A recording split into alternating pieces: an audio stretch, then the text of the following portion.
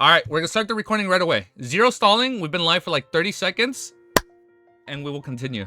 Wait, Romero, yeah, send me good background track for Wuthering Waves. I'll keep it playing. But for now, Lord of Mysteries, chapter 368.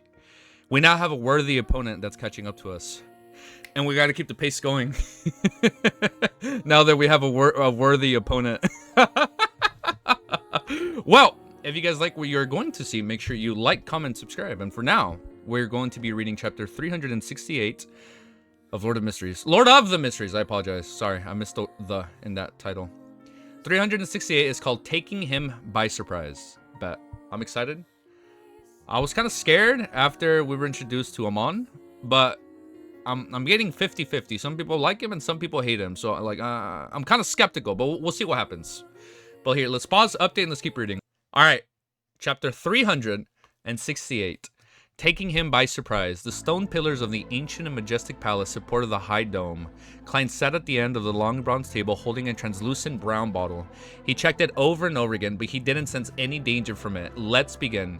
He conjured a pen and paper and wrote the divination statement, its origin. Putting the fountain pen away and bracing himself for a blow, Klein glanced at the paper and the biological poison bottle, leaned back in his chair and entering cognition while reciting the statement.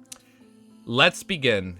I almost reread that. Putting the fountain pen away and bracing himself for a blow, Klein glanced at the paper and the biological poison bottle, leaned back in his chair and entered cognition while reciting the statement. Soon he entered a hazy gray dream world and saw a dark but spacious room. There were king cobras, black widows, and other strange plants and animals in the room. It was a messy and harrowing scene.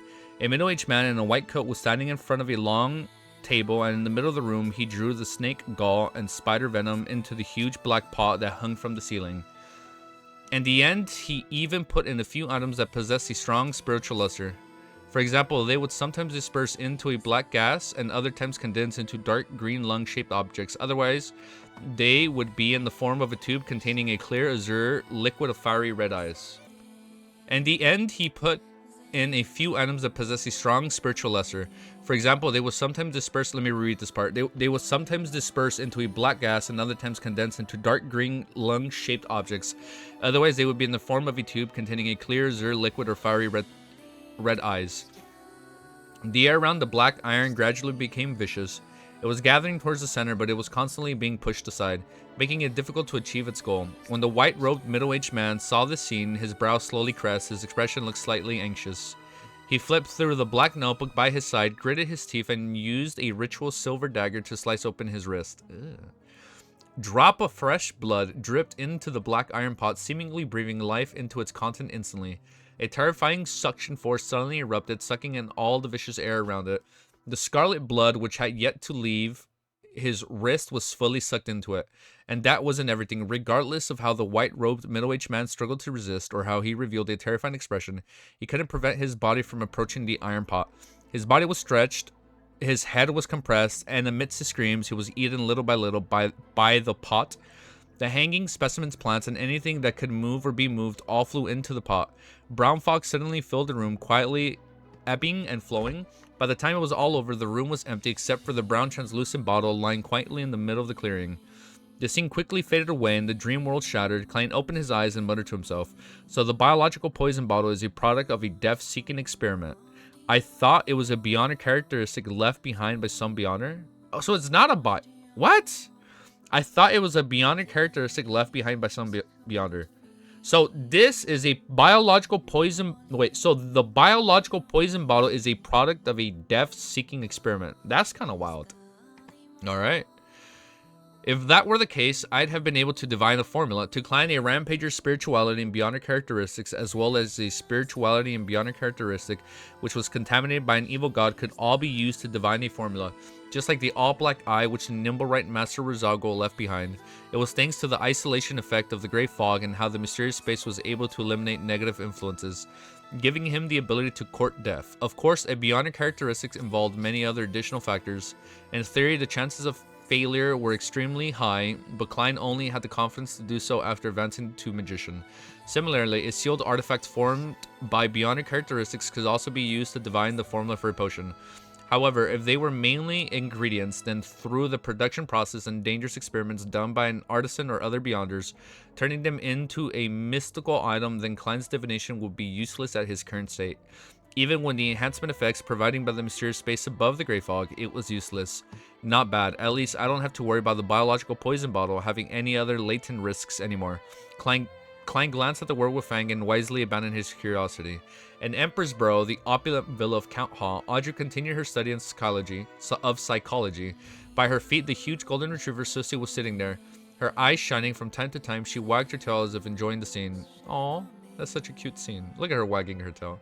Psychiatrist Escalante finished the introduction material and deliberately made a casual remark. Actually, there is such a theory. Oh, thank you for tuning in, Anime Was. Bet! I hear there's competition, bro! You're scaring me a little, bro. We're gonna continue from right here, from the psychiatrist interaction. Psychiatrist Escalante finished the introduction material and deliberately made a casual remark. Actually, there is such a theory. It's believed that humans would inherit a certain amount of the ancestors' consciousness over the generations, thus forming the underlying logic of one's behavior patterns. Did they say inherit a certain amount of their ancestors' consciousness over the generations, thus forming the underlying logic of one's behavior pattern? For example, although many people have never seen a poisonous snake, they would have instinctively feel afraid and wish to avoid it once they've encountered one. Why is that? This is theorized to be an instinct that we inherited from our ancestors, something that is hidden in the deepest recesses of our consciousness. In ancient times, people constantly fought with poisonous snakes and all kinds of ferocious animals, and they gradually carved this memory into their consciousness and passed it down. How does it get passed down? Audrey asked with interest. Escalante, with her long hair which reached her waist, laughed. That's a very good question. Maybe that's where they got that insight to not look directly at God, right? Like, maybe back then, like, they, like, roamed the lands, right? Like, in the Forsaken Lands. And it's like, they feared them, and, like, that genetic trait passed down, and now everybody's like, don't look, like Klein automatically knew, like, I should not look at that, right? I can see how, like, that kind of ties together. Okay. Some people provide explanations that involve a theory that everyone's consciousness is actually connected at the lowest level. What? Okay. It is one entity, okay, and the traces and what the heck, okay, and the traces and characteristics left behind on this entity will affect the consciousness that belongs solely to them. I'm thinking of the giant tree, bro, from the trailer now. Like, everything is connected to, like, one giant earth tree. For example, the lowest level of consciousness is like an endless ocean, or okay, or that. Our unique consciousness would be islands situated in the ocean and can be split into two parts. One is hidden. Wait, hold up, it's a little bit loud for me. One is hidden under the water, which is the subconscious, which is higher in both quality and size. The other exposed on the surface of the ocean, the superficial consciousness that can usually be detected. This is the axiom of the school of thought in psychology. Audrey glanced at Susie, stroked the golden fur on its neck, and said, so we can use this connected ocean to influence the consciousness of others to achieve the goal of curing certain mental illnesses. This is the mysticism foundation and beyond the powers of a psychiatrist, but it doesn't seem enough and is lacking something. For example, the sky above one's head, the sky which shrouds everything. Audrey curiously thought as she wore a look of confused enlightenment. You're really talented in this area, Escalante praised in delight. However, we can only affect a portion of the surrounding ocean, and through it, we can affect those who are close to us. If we venture deeper into the ocean, it will be easy for us to lose ourselves. She looked up at the ornate and complicated clock on the wall and smiled and said, time's up. This is the end of today's class. Miss Audrey, if you're interested in this psychological school of thought, then we can continue talking about it next time. All right, Audrey stood up and bowed. Watching Escalante leave, she nodded and thought, Ma'am Escalante, doesn't seem like you're real. We are for the ones. Tell me about it. Me too. All right, Audrey stood up and bowed, watched Escalante leave. She nodded and thought, Ma'am Escalante doesn't seem like a real psychiatrist. At most, she's like me, a telepathist. Was what she just talked about the axioms of the psychology alchemist? They really are patient. Why aren't they trying to recruit me yet? As Audrey was in thought, Susie commented happily from the side, Audrey, I feel like she's the same type of person as us. No, I mean the same type of dog. I mean the same type of dog. No, that's not right. Woof. She's so aware, bro. She's like, wait, human, dog, no, woof. That is so funny, dude. Like, I'm just a dog, bro. Chill. Sissy, who only had a rudimentary grasp of the human language, fell into a state of confusion, unable to find the right words to describe her feelings. Like, she means beyonder. South of, I know what she meant like a beyonder, as a beyonder. South of the bridge, Rose Street, outside the Harvest Church, Klein in his normal disguise looked up at the scarlet emblem of the life of the facade, held his cane, climbed the steps, and stepped through the main door. The first thing he had to do was to confirm the situation. Only by doing this could he perform better so as to ingeniously rescue the vampire Emblem White without guarding suspicion. Then, as a detective who had provided clues, he could receive the gratitude from the White family and gain the applause from the audience. It was bound to be an interesting performance. Oh, indeed it will. The Harvest Church wasn't big, and it only had a prayer hall. Klein found a spot by the aisle and looked ahead as he took off his hat. Bishop Utrowski was preaching. His height was more than 2.2 meters, over 6 feet, right? And his burly physique, which couldn't be concealed by his loose priest robes, gave off an extreme sense of oppression. However, his expression was one of extreme gentleness, filled with appreciation and gratitude towards life. In front of such a priest, no one dared to cause a ruckus. The few believers quietly listened, occasionally making prayer gestures unique to the Church of Mother Earth. Klein watched carefully, waiting patiently, neither conceited nor rash. As the ceremony ended, he gripped his cane and prepared to get up to proceed with the subsequent plans. At that moment, a man wearing a peace robe of the Church of Mother Earth entered from the door that led to the room at the back of the cathedral. He looked 28 or 29 years old, had black hair and red eyes, possessed a high nose and thin lips. He was handsome but didn't give off masculine vibes. He was none other than... Emblem White is out. Did he turn into a priest? Klein's mouth gaped a little and nearly failed to close it. Isn't this guy supposed to be locked up in a basement? Wasn't he shouting about how determined he was that he could absolutely not submit to... He's like, I will not submit. That he would absolutely not submit to Bishop Utrowski's will. Emily White distributed the communion to one believer after another, and he finally stopped in front of Klein. Klein's mind whirled, and he immediately in a low voice said, Are you Emily White? Your parents entrusted my friend to look for you. Why are you here? Did you encounter something? Are you in need of assistance? Emlyn White didn't seem to have his unique pride and said with a smile that only looked slightly better than crying, There's no need. I will be returning home soon. He pursed his lips, shook his head, and forced a smile, saying, I am already a believer of Mother Earth. No, a priest. This answer was completely out of... I've never seen a vampire priest. That is a first. This answer was completely out of Klein's expectations. For a moment, he didn't know how to respond, and he could only shout repeatedly in his mind, Hey, you were very adamant about your worship of the moon the last time we interacted at the Harvest Church. You said that you would absolutely not convert to a believer in Mother Earth. How long has it been, and have you already given in? Isn't that way too fast? What about your persistence? Where's your moral integrity? My carefully prepared performance has been forced to an end before it even began. This is just like taking me by surprise. Klein opened his mouth and suddenly realized something amiss. Why is Emlyn White informing me of his conversion? It's a farce. He's pretending, right? I'm just a detective who accidentally chanced upon him while passing by. Does he wish for me to pass this message to his parents? Is there another meaning behind this? While Klein was guessing, Emlyn White put away his worry and smiled smugly. You don't have to act, Mr. Detective, or should I call you the new owner of the Master Key? Heh. To a noble sanguine, everyone has a different smell and has different blood characteristics. I said the last part wrong. I'm sorry. Even when I was locked up in the basement, I could smell it. I remember your smell. Okay. That sounds cool. Let's pause, update, and let's keep going. Chapter 369 is called Inception. That is such a good movie, by the way. That is such a good Nolan movie. If you disagree with me, I still love you. But that's a good movie. Sorry, I had to get that out. I've been recognized. Klein instantly fell into shock and he nearly entered combat mode.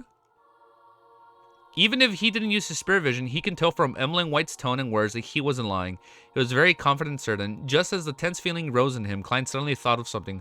Why should I worry about that? Then he answered his own question in his mind. So what if I was recognized? The current situation is different from what it was 2 months ago.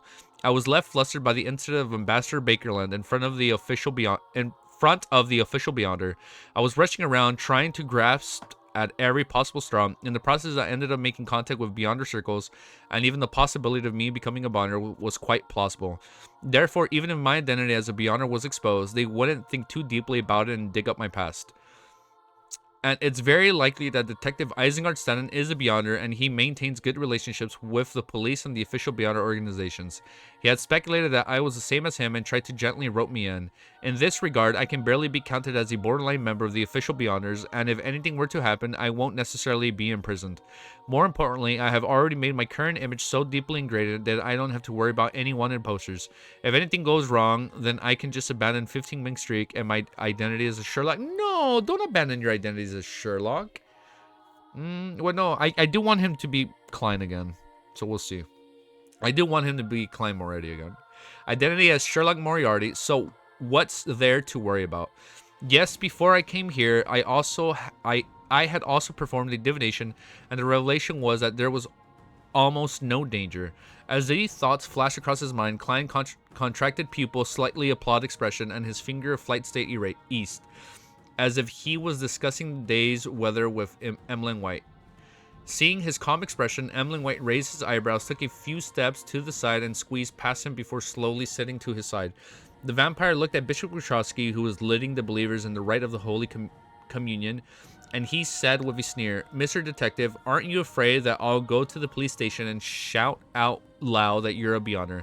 Similarly, Klein looked forward and said without turning his head, "I'll go with you and shout out that there's a vampire. Come on, let's have an hey, what? He's like, I'll do the same too.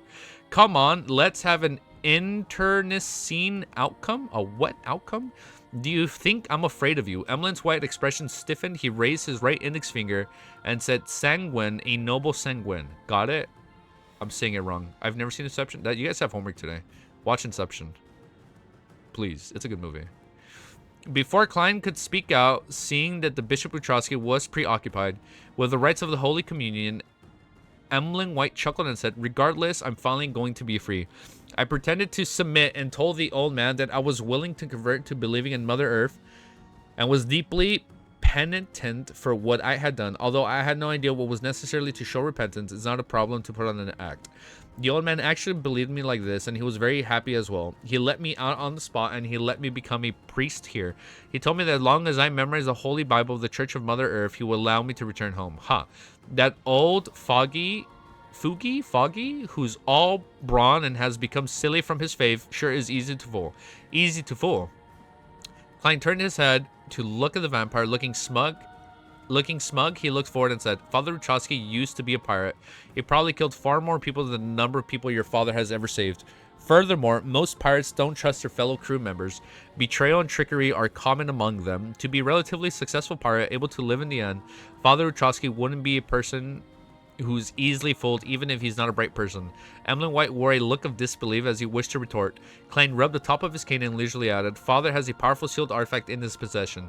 It is known as the Mental Terror Candle. It can allow the wielder to enter the deepest recesses of the target soul.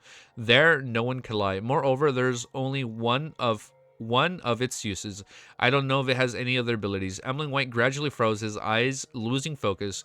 After a dozen seconds, he whispered with pale expression, "When I said I was willing to change my faith, the old man came in with a lantern." He actually converted him. He can't even go against it anymore. "There was a candle on the lantern, and I didn't get a look at it." Klein is like, you messed up, bro." Klein tilted his head and gave Emlyn White a sympathetic glance. "Perhaps Father Wachowski used it to plant a seed in you." Oh, so he actually did willingly convert. He just doesn't know it yet. "One that gradually and thoroughly makes you wholeheartedly believe in Mother Earth." The corner of Emlyn's mouth twitched, revealing a smile comparable to a zombie. "I don't feel anything at all. It shouldn't be anything like you said. Besides, are my parents coming? They can blame the priest through ordinary people, saying that he's forcefully detained me, forcing him to make a choice between selling the Church of Mother Earth reputation and letting me go. Isn't that a great idea?" Klein maintained his look of pity, clasped his hands, and raised them to his nose. "Acting truly penitent? If I were Father Wachowski, I would choose to call the police and have them determine the truth. Tell me, who do you think will suffer in the end? The bishop who had the right to preach, or a vampire?" Sanguine. Emlyn White, facial muscles seemed to twitch.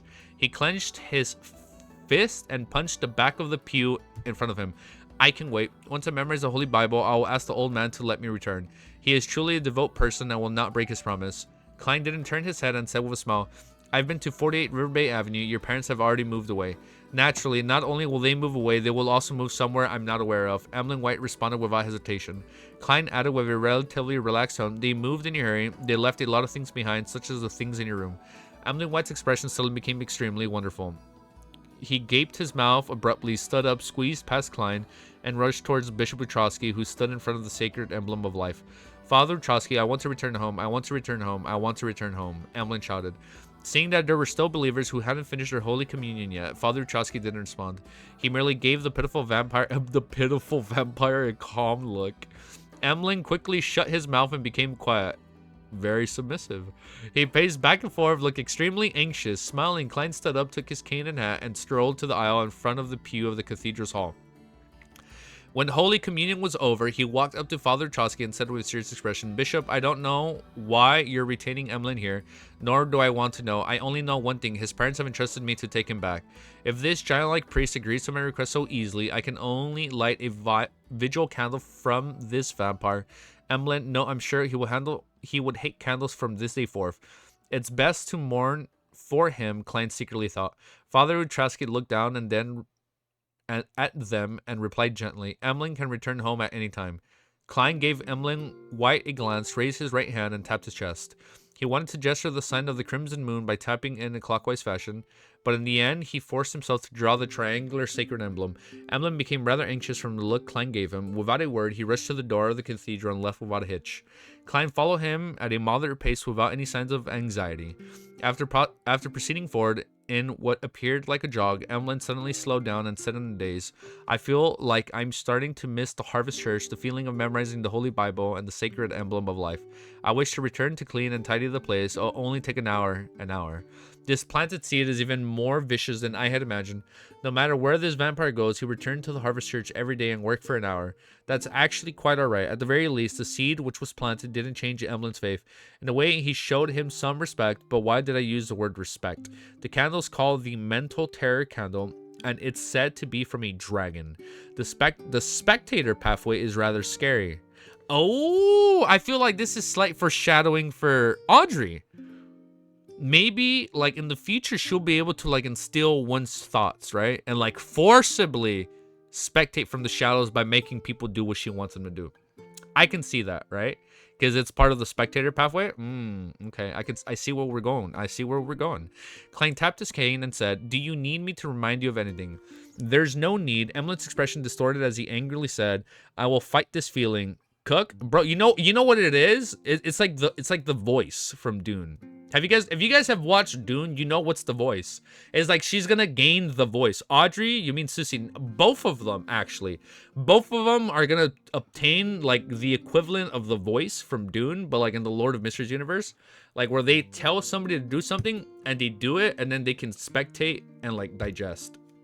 The voice, yes, literally the voice from Dune. I can see something like that happening on the spectator pathway. That'd be crazy, dude, right? That'd be pretty cool. That'd be actually pretty sick if spectators can do that. He gritted his teeth and suddenly exhaled, let's take the carriage back to River Bay Avenue. All right, Klein responded nonchalantly. After a few steps, Emlyn stopped a rental carriage. Just as he was about to board the carriage, his back stiffened for 2 seconds. Then he said so quietly that Klein could barely hear him, I don't have any money on me. I do, Klein smiled. Emlyn stopped talking and got out of the carriage. Klein sat across him and the carriage began to move on. He asked as if in thought, your father's a doctor, one that possesses outstanding skills in drugs and medicines. Although he was listless, Emlyn raised his chin out of habit. This is the gift that we Sanguin enjoy. The most outstanding potion masters are all from Sanguin. Back to the kitchen we are. Back to the kitchen. Bro, we've never left. Head chef. Is that so? Klein whispered to himself, his thoughts a mystery.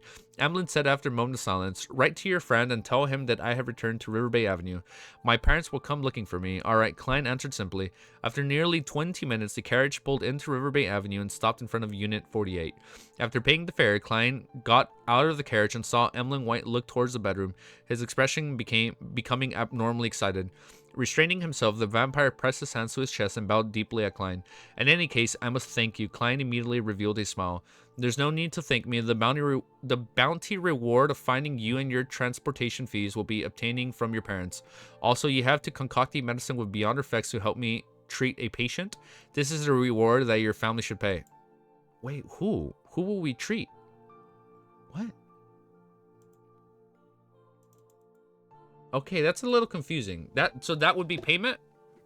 All right, hold up. I'm gonna go get some G fuel. I need some gamer fuel in me so I cannot be sleepy. So I can stay awake. Hold up. Let me go make some gamer fuel so I can stay awake. I'll be right back. So while that happens, let me play Connie. Oh no, I did play that. We're gonna play Emil/Sacrifice. I'll be right back. It's so long since I fucked up recording. Shit. It's alright. I can just that's so dumb. How the fuck? What did I do? How did I do that? Bruh, but dude, I don't know how. The recording is still resuming somehow. I don't know how I messed up the recording. It's playing even though I didn't hit play. Chapter 370 is called The Audience Applause. And for people not watching the live stream, and the people that are watching the live stream, the audience will applause to that video. So keep it hush-hush until it comes out. The Audience Applause. Bounty reward, transportation fees, and medicine with beyond effects.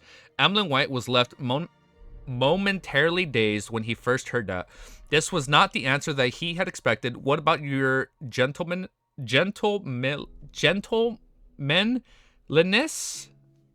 I've never said that in my life. So it's like you're a gentleman, but you're gentlemanliness? The vampire thought in shock. As a detective, abiding by clear accounting principles is necessary. Besides, you've even delayed my visit to Quilling Club. I don't know what food they've offered in limited supply for the past 2 days. Klein looked at Emlyn White as he joked and lampooned silently. After a few seconds, Emlyn forced a smile and said, I have to see the patient before I can concoct the appropriate medicine. From your tone, you sound really confident. Klein nodded thoughtfully. He then thought of a problem. The White family seemed to be a family of outstanding potion scholars. If I were to really be injured and poisoned, then I can come to them for treatment. Wouldn't all of my efforts of going out of the way get to the apocryphy formula from Father Trotsky be for naught? I no longer need to nurture another aid that's good at healing. Reality sure does change faster than planned. However, it's not really a waste either. I've already made back my investment for Miss Magician. For things like formulas, as long as it exists, it will be valuable. Besides, the White family will definitely stay away from... Oh, that's the last name. Yeah, Emlyn White. Besides, the White family will definitely stay away from the River Bay Avenue and live their lives with new secret identities. I might not be able to find them, so it's not that convenient. No, before the mental terror candles inducing thoughts are resolved, all I need to do is wait for Emlyn White at the Harvest Church. With that in mind, Klein took off his hat, bowed, and said, No problem, I will take you there when the time comes. I shall not waste your time any further. Cheerio. Emlyn's white expression changed as he hesitantly said, If you can remove the effects of the mental terror candle, then you will receive a greater bounty. And he paused and raised a chin and the friendship of the sanguine. I'm a magician and I possess the sun's brooch and biological poison bottle. I'm only limited to mediumship when it comes to the aspects of one's psyche. So what can I do? Amongst the people, I know only Miss Justice is a close match. But she's only a sequence 8 telepathist. Unless you change your faith to the fool that doesn't belong to the... Are we recruiting him? No. Oh, a believer. He did talk about making believers, right? Like people that wouldn't be part of the tarot meeting, but a believer. Okay, that's Kype. So literally, so he's actually making a cult. He has his followers. He has believers. I'm liking where this is going.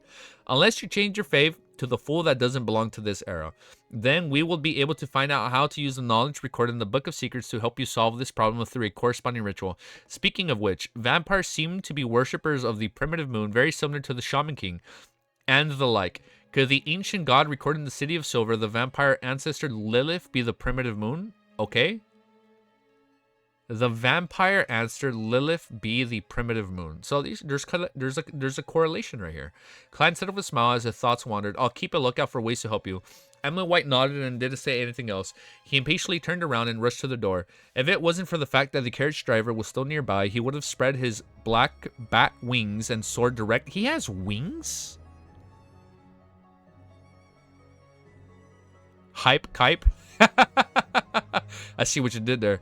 No, I remember Lilith was one of the 8 like beings that were brought up. I remember that. Yeah, so Lilith is alleged to be like the primordial moon, like before, right? Like the old one. Well, it literally said it right here. Hold up, I forgot how to say it.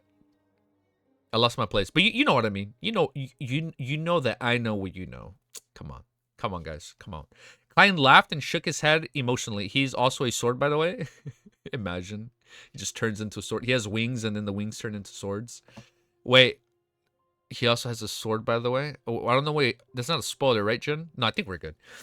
He rode back in the same rental carriage and arrived at the steam metro not far away. He then made a transfer and returned to the Sherwood Borough 15 Mink Street.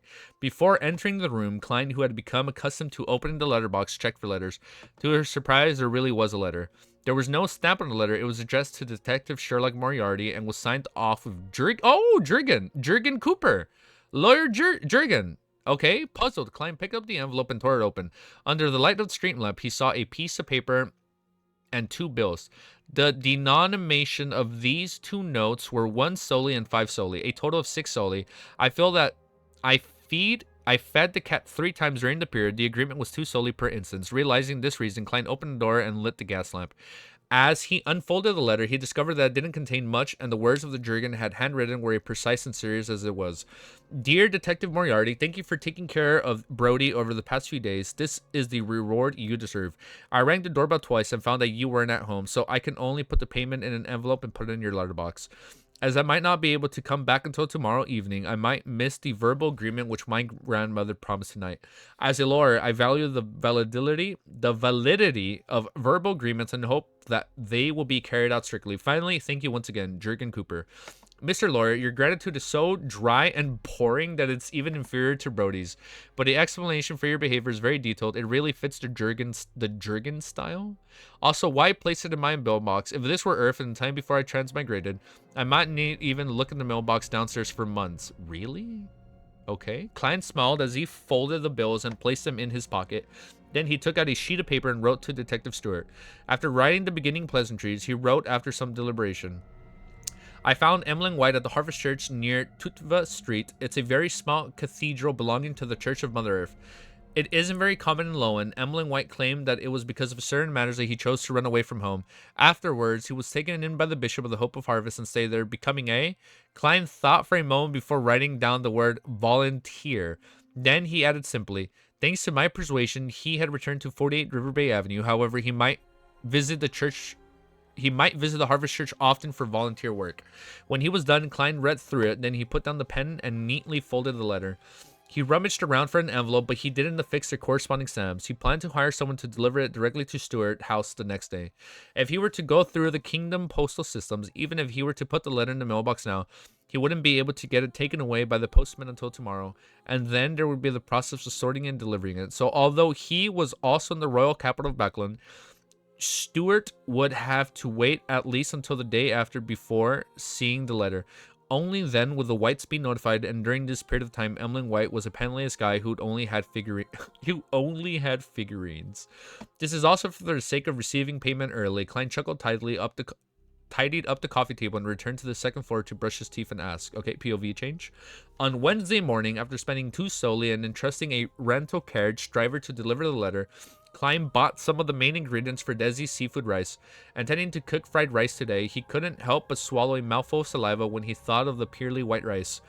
After spending some time, he finally cooked a pot of fragrant fried rice with bacon and black tea after going through all sorts of hassles in the kitchen. It was so delicious that tears almost filled his eyes. This is truly a moving and nostalgic taste. Is he thinking of his siblings? After eating 2 large plates of fried rice, Klein sat down on the chair and rubbed his belly. As Emmeline White's situation had too many twists and turns, his performance had already ended before it had ever really begun, and he couldn't achieve his desired goal. Thus, he can only look for another opportunity to take the initiative for a performance. However, Klein still benefited from this. Failure was also an experience, and it made him understand at least one thing. Unlike ordinary magicians, my performance not only has aides, but it also has enemies and participants. Their reactions and choices can similarly affect its development. I have to consider all these elements ahead of time. This is also a lesson. It's better to be taught a lesson over such a trivial matter than to be schooled when facing important matters. Klein looked at the empty plate in front of him and contemplated about what other performances he could initiate. After a moment of serious consideration, he realized that there weren't any. Of course, it wasn't absolute. They were just unsuitable for him to do them now. For example, Klein had always wanted to take care of that evil spirit in the fourth epoch ruins of the Tudor dynasty. Even if it was Sharon who had the scarlet lunar corona and Merrick who had opened the rampager beyond her characteristics of a wraith, Klein didn't think that they were able to fight against the high sequence monsters. It was even possible to end up dead before even knowing why. Taking the initiative to perform isn't equivalent to courting death. It's not about using one's life to perform. Klein warned himself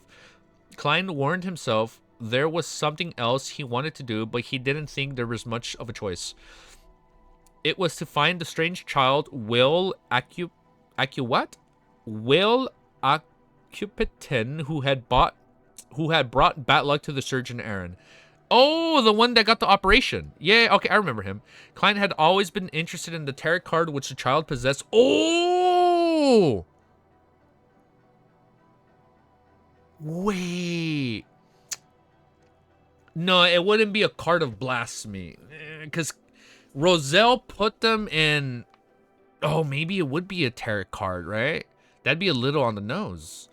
Maybe Klein had always been interested in the tarot card which the child possessed, and he wanted to confirm if it was a mystical item. It's definitely a mystical item, but how mystical, that I don't know. Unfortunately, this case had already been taken over by the Nighthawks, and Klein didn't want to get involved in the former colleagues. Leonard is definitely going to be on the case. You know it. I know it. He's going to be on the case. I'll wait for Dr. Aaron's break time before heading to the Quilling Club and asking about the progress, and then I'll decide what to do. Klein thought quickly took shape. According to what he knew, Dr. Aaron was usually free on Fridays. On Friday afternoons and Sunday, in which he would play tennis at the Quilling Club. Klein had also confirmed one thing through today's Backland Morning Post.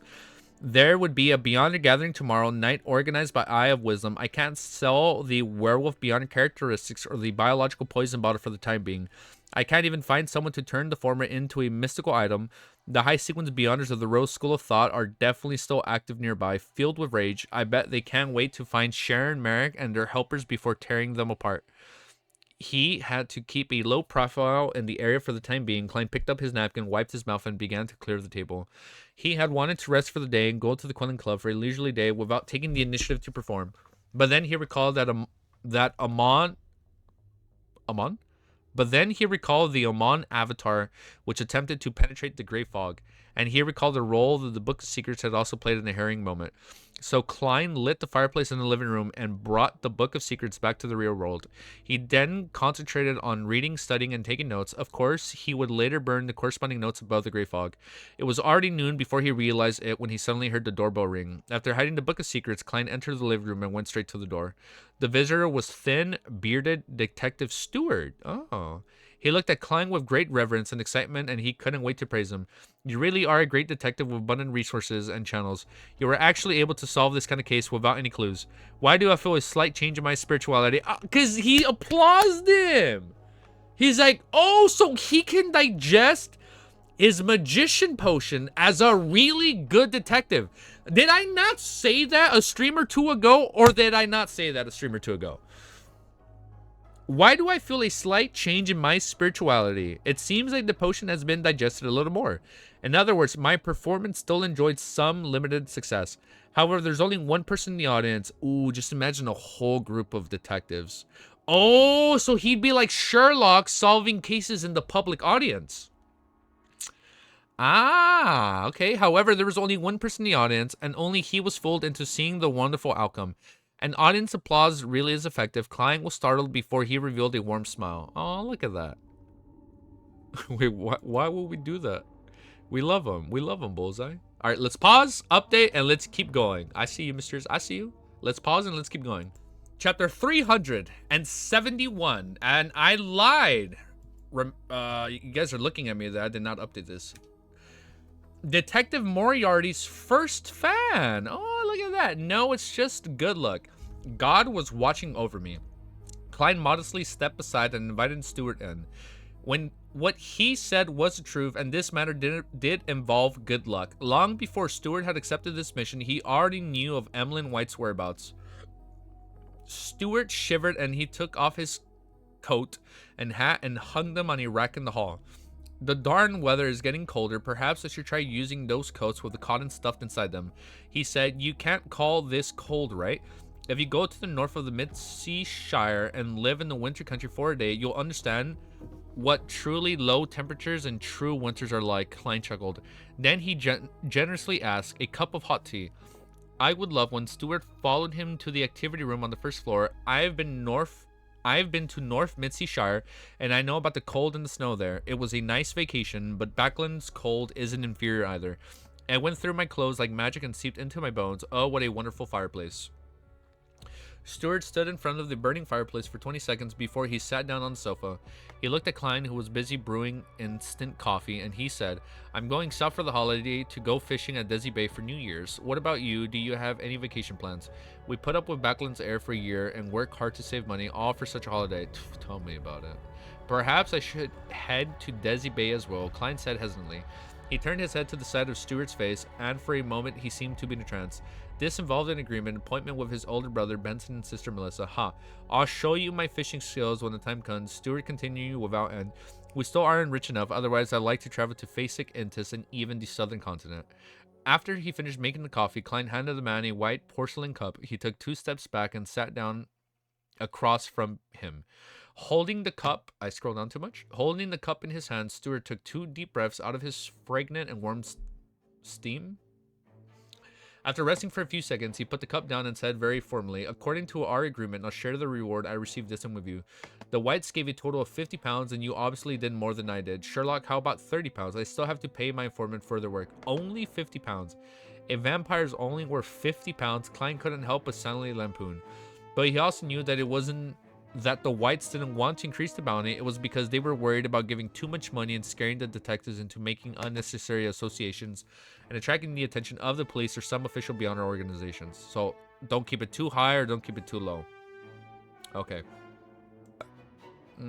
To the average private detective, a 50-pound mission was already tempting enough, and Klein had only used 7 pounds back then to hire detectives to investigate all the red chimney houses in the whole of Tinkin City and the towns along its outskirts. In addition, the Whites gave you an extra pound, claiming it's from your transportation expenses for the past few days.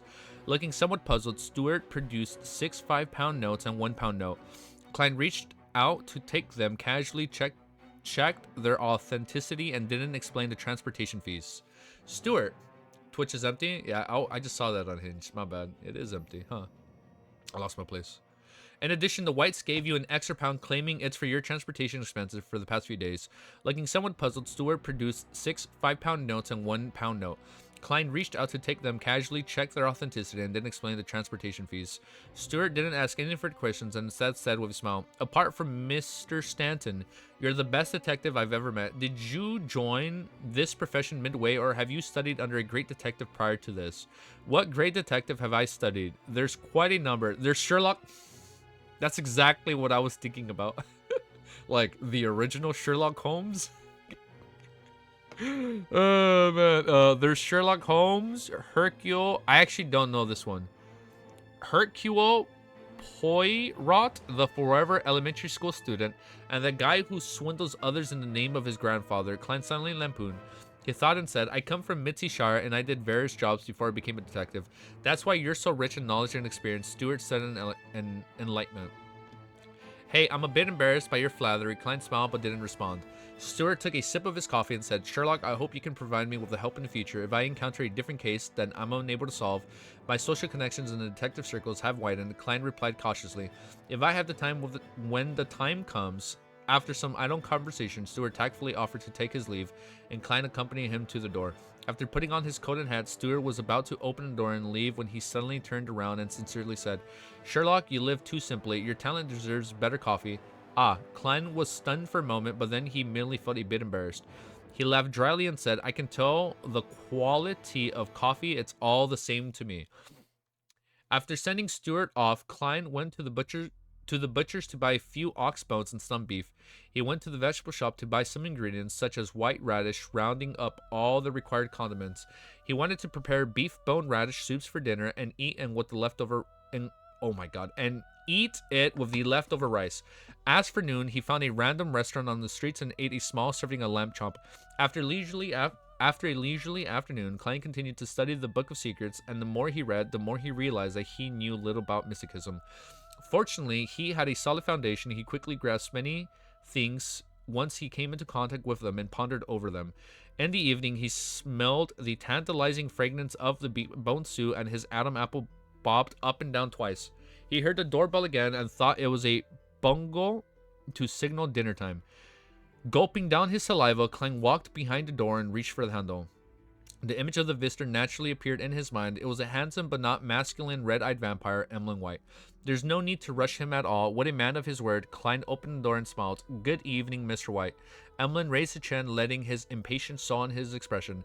He was about to say something when Klein looked at his brown clerical robes and said with a knowing smile, "You just came over from the Harvest Church.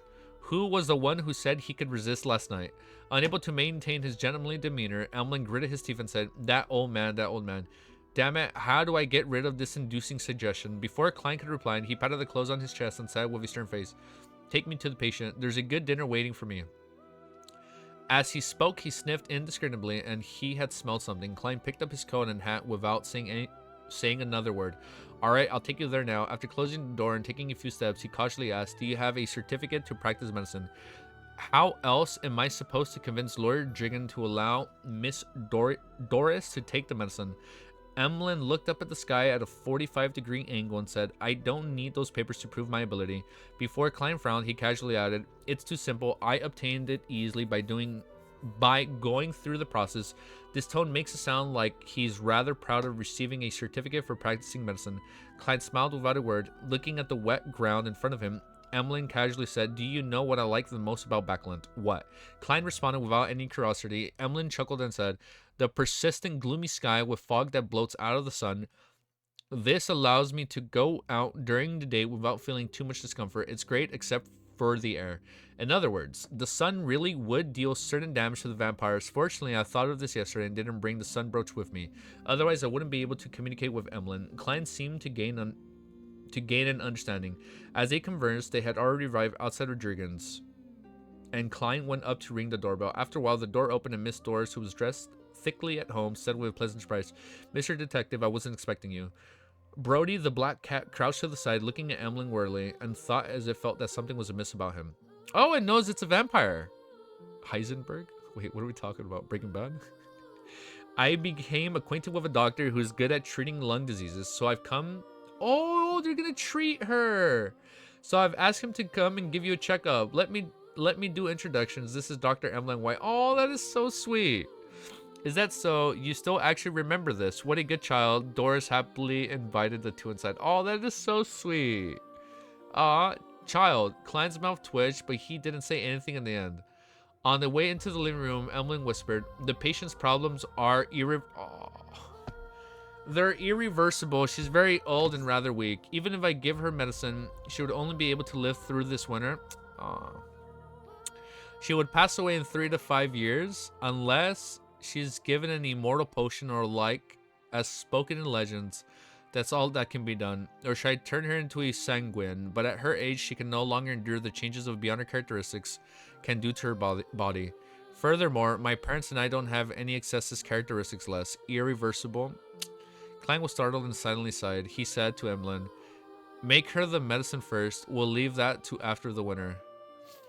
"All right, I have a type of ready-made medicine with me that's suitable for all kinds of situations." Emlyn didn't stand on ceremony and sat down on the sofa. At that moment, Lawyer Driggin was walking out of the kitchen, and he took off his apron.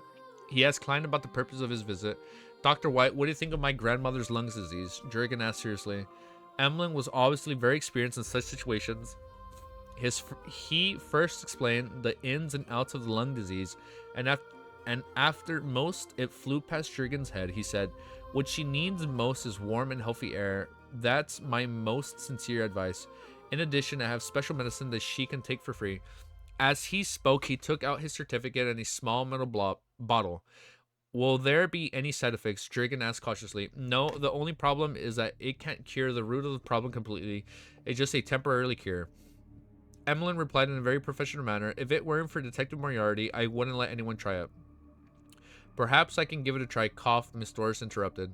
Dragon glanced at Klein, who was performing a divination prior to this, nodded firmly. Alright, Dragon finally made his decision. He watched warily as Miss Doris drank the bottle of medicine and carefully observed her reaction. There wasn't much of a change to Miss Doris at first, but she gradually began to feel her breathing lighten. Aw. Are we actually gonna help her? Come on, man. You can't tell me this and then she dies, man. I'm gonna actually cry. There wasn't much change to Miss Doris at first, but she gradually began to feel her breathing lighten. She stood up and bent down to pick up the cat. She happily said, I feel much better. Seeing this scene, Jurgen's usually stoic face and his lips curled up. However, Klein was thinking about 3 to 5 years. He curled a smile inside to himself. This can also be considered a type of magic show, I guess. Using beyond her powers to create fake outcomes to make the audience happy? No, what? I'm gonna cry, dude. I like her, man. Using, like, even she's barely been in the series, but I'm like, this can be considered a type of magic show, I guess. Using beyond her powers to create fake outcomes to make the audience happy. Damn, man, that hits, bro. That line.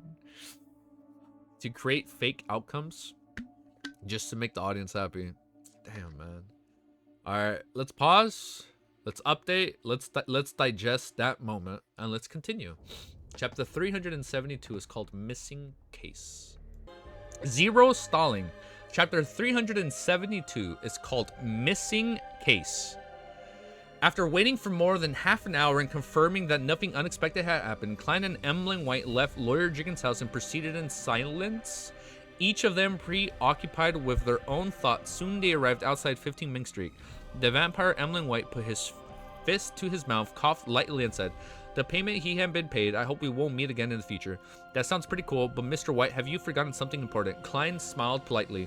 I will visit Bishop Petrovsky every now and then, and I hope you will not be at the Harvest Church when the time comes. That way I don't have to busy myself with finding a way to solve the inducing suggestions planted in your psyche. Amlin's white expression suddenly became very strange. He stayed silent for 2 seconds before he raised his chin and said, we have many powerful mystiologists among the Sanguine. I will write them for help. I pronounced that wrong. I'm sorry. I'm always gonna come at you with unk energy, but it's hype unk energy, bro. Don't get that mixed up. It's not like unk energy. 100% awesome, tacular, gas unk energy, as the young folk would say. After he finished speaking, he pressed his. That was such a bad thing. Weird unk energy. You know, we're gonna cut that. After we're not gonna cut that. We're not editing this. Moving on. After he finished speaking, he pressed his hands to his chest and bowed to bid farewell. Turning around and taking a few steps, he suddenly slowed down, turned his head, and asked hesitantly, what were you cooking over there? We're always cooking good theories. 18. Yeah, just turned 18 last week. Before bone radish soup with rice and chili peppers. I'm a young guy. I'm a young lad. My back doesn't hurt. We're good. Turning around and taking a few steps, he suddenly slowed down, turned his head, and asked hesitantly, what were you cooking over there? Before bone radish soup with rice and chili peppers from the old Faina Potter Highlands. Klein said in anticipation as he breathed in fragrance drifting out from the house. Emlyn frowned and shook his head. Chili peppers aren't things fancied by the Sanguine. Frankly speaking, it's hard for me to imagine a vampire eating chili peppers. Of course, I occasionally imagine a vampire holding steamed bun and chewing on garlic and onions. Klein silently lampooned, pointed to the door, and indicated that he was about to enjoy his dinner. Emlyn White thought for a second, lowered his voice, and said in deliberation, last night I thought over things for a long time and found that you actually didn't do anything. So why are you asking for compensation? The old man would have let me leave at any moment. Klein chuckled. He's 70. No, that's not how the accountants are done. Your parents assigned admission to find you, not to save you. In the end, they found you. According to the agreement, the reward should belong to me. Besides, if I hadn't reminded you, you might have stayed in the Harvest Church for weeks or months before you realized that you were free to leave. Furthermore, you wouldn't have noticed the seed planted in your mind. Are you hinting that my intelligence isn't up to par? Emlyn's face twisted. No, I'm saying it directly. Ooh, we have beef right here. No, I'm saying it directly. Klein smiled but didn't say anything else. He just opened the door and went straight to the kitchen, his mind full of clear and alluring soup. Give my reading. The white rice, the soft yet chewy beef, the marrow hidden deep in the bones, and sweet, refreshing radishes with meaty flavor, and the shredded chili from the Faint Potter Highlands. In the spicy hot shreds, there were also pink rose salt and green parsley leaves. On Thursday morning, as promised, Klein went to the valley for money and coffee shop in Eastboro. Old Collier, who was sitting wearing the same thick jacket as before, was sitting in the corner, matching the tea that barely tasted like tea with a loaf of black bread. Klein came in front of him, took out things he had prepared long ago, and pushed them towards him. It was a payment consistent of 2 5-soldi notes, 4 1-soldi notes, and a handful of copper pennies specially designed to increase the effects of payment. Old Collier stared straight at them for quite a while before finally reaching out his right hand to take them with a tremble. He looked at the money over and over again, raised his hand to wipe his eyes, and squeezed out a smile. At the dock, we carry heavy goods and do some troublesome cleaning with our feet in the cold and dirty water, only for 1 soldi a day, and there was a total of 15 soldi here. Klein listened in silence. After a few seconds later, he said, "What have you heard recently? What did you notice?" Old Kohler put away his payment, took another sip of his tea, pinched the corner of his eyes, and said, "I've met a lot of dock workers, and I've recounted with friends I used to know when I was a tramp. Some of them have found employment in the factories, and some of them have been switching between the workhouse and parks, just like how I was in the past. Recently, there have been a rumor for who knows where that since we believe in one of the 7 gods, why don't we directly pray to the creator of everything? It's said that he didn't truly pass away, and he remains in everyone's body and in all things." Isn't that what the psychology alchemist said earlier? The one Audrey was talking to, in a way, everybody is connected. And he remains in everyone's body and in all things. That is a coincidence. That is a coincidence. Yeah, look at that. That was a coincidence. I lost my place as I said that. Everybody's body and all things. Praying to him will result in our redemption. Not only will we enter his kingdom after death, okay, but we will also have a better life before death. For example, we don't need to work so hard, and we can have butter and oily meat every day. Is this some theory of the Aurora Order has spread about the fallen creator after what happened to Lenavus? And I assume his land is the Forsaken Land. Coincidence? I think not. You guys pretty good. The psychology Austin, we're talking about everyone is connected to each other. Yeah, no, I know they said everybody's connected subconsciously in some way, right? My people, the homies. But it kind of leads to that same thought thinking, right? Like everybody's connected in some way. So maybe he lives in all of us in some way. This is kind of scary. Coincidence? I think maybe. Yes, maybe. No. That was one too many coincidences. One too many coincidences. Let's reread this. Is this some theory the Aurora Order has spread about the fallen creator? After what happened to Lenavus, they've begun to pay attention to the poor in Eastboro, the dock area, and the factory districts, hoping to use them for certain purposes. I wonder if the 3 churches have noticed this. They probably have. Klein tucked a piece of paper between the 2 slices of toast and took a bite without knowing what to expect. Old Collier went on for a while before saying, "Mr. Detective, according to your instructions, I paid attention to the female textile workers. In the end, with the help of the police, their struggles failed, but the leaders became the factory supervisors, and a third of them lost their jobs. Some of them are actively looking for new jobs, some have become street girls, and some have gone off somewhere.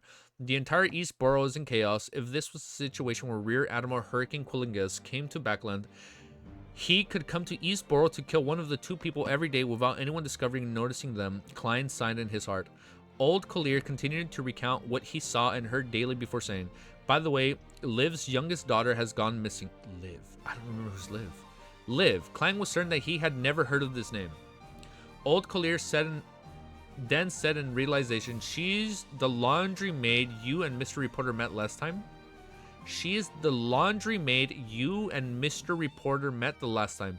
The one who was arguing with someone. She was always at home doing the washing with her 2 daughters, but yesterday, when her 2 daughters," I don't remember her, But yesterday when her 2 daughters were returning home from delivering the laundry, one of them ended up missing. The younger one, what a pity. She's been a widow for years and she has always been counting on her 2 daughters, and now, sigh, the police in Eastboro definitely won't look too hard for her.